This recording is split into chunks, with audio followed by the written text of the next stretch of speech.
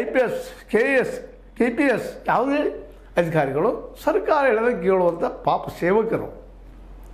ಅವ್ರು ಹೇಳಿದಾಗ ಡೈರೆಕ್ಷನ್ದಲ್ಲಿ ತನಿಖೆ ಮಾಡಿದ್ರೆ ಅವ್ರಿಗೆ ಗೊತ್ತಿಲ್ಲ ಅಂತಲ್ಲ, ಅವ್ರಿಗೆ ಗೊತ್ತದ.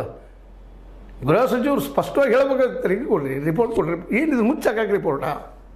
ಇವತ್ತು ಗೃಹ ಮಂತ್ರಿಗಳನ್ನ ಕೇಳಬೇಕಾಗಿದೆ, ಸಿದ್ದರಾಮಯ್ಯವ್ರನ್ನ ಕೇಳಬೇಕಾಗಿದೆ, DK ಅವ್ರನ್ನ ಕೇಳಬೇಕಾಗಿದೆ, ಎಲ್ಲ ವಿರೋಧ ಪಕ್ಷಗಳ ಸಹಿತ ಕೇಳಬೇಕಾಗಿದೆ. ತಪ್ಪಾಗಿದೆ ಹುಡುಗರು ಇದ್ರ ವಿರೋಧ ಮಾಡಲೇ ಆಡೋದಿಲ್ಲ. BJP ಸಹಿತ ವಿರೋಧ ಮಾಡೋದಿಲ್ಲ, ತಪ್ಪು ಕಂಡ್ರು ವಿರೋಧ ಮಾಡೋದಿಲ್ಲ. ಇಲ್ಲ ಷಡ್ಯಂತ್ರ ಮತ್ತೊಂದು ದೊಡ್ಡ ಮೀಡಿಯಾ ಅಂತ ಬೆನ್ನು ಹತ್ಬಿಟ್ಟದ ಷಡ್ಯಂತ್ರ. ಒಟ್ಟಾರೆಯಾಗಿ SIT ಷಡ್ಯಂತ್ರ ಏನೋ ಅನ್ನೋ ಪ್ರಶ್ನೆಯನ್ನು ಇವತ್ತು 6 ಜನ ಕೇಳ್ತಾ ಇದ್ದಾರೆ. ಅವ್ರು ಇದನ್ನು ಹೈಕೋರ್ಟ್ನಲ್ಲಿ ಚಾಲೆಂಜು ಮಾಡ್ತಾರೆ. ಆ ಮತ್ತೆ ಬೇರೆ ಹೋರಾಟ ನಿಶ್ಚಿತ, ಅವ್ರು ಬಿಡೋದಿಲ್ಲ, ಏನು ಸರಿದೂ ಇಲ್ಲ. ಭೀಮರವಡಿ ಅವರಂತೂ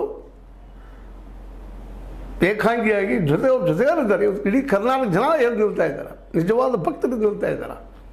ಅಲ್ಲಿ ನಡೆದಂಥ ಘಟನೆ ಸುಳ್ಳು ಅಂತ ಮಾಡಿ ತೋರಿಸ್ರಿ. SIT ಅಲ್ಲಿ ನಡೆದಿಲ್ಲಪ್ಪ ಅನ್ನೋದನ್ನು ಪ್ರೂವ್ ಮಾಡಿರಿ. ಸಾಧ್ಯನಾ?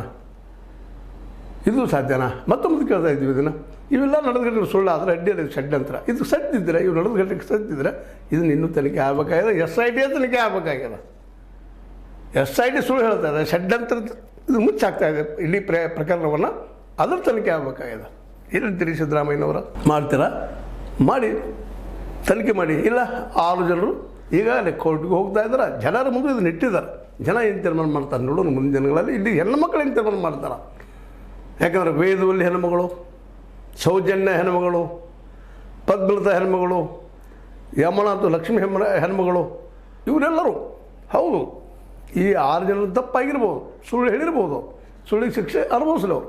ಆದರೆ ನಡೆದ ಸುಳ್ಳೇನು ಅಂತ ಮತ್ತೆ ಕೇಳ್ತಾ SIT ತನಿಖೆ ಯಾವಾಗ ಅಂತ ಹೇಳ್ತಾ, ಇದು ನಿಮ್ಗೆ ಲೈಕ್ ಇರ್ಬೋದು. ಲೈಕ್ ಮಾಡಿ, ಶೇರ್ ಮಾಡಿ, ಕಾಮೆಂಟ್ ಮಾಡಿ, ಜೊತೆ ಸಬ್ಸ್ಕ್ರೈಬ್ ನಿಲ್ಲಿಸಬಾರ್ದು. S60 ನ್ಯೂಸ್ ಅರ್ಥ ತಿಳಿಸ್ತಾರದು ಸತ್ಯದ ಕೈಗಳಲ್ಲಿ ವಂದನೆಗಳು.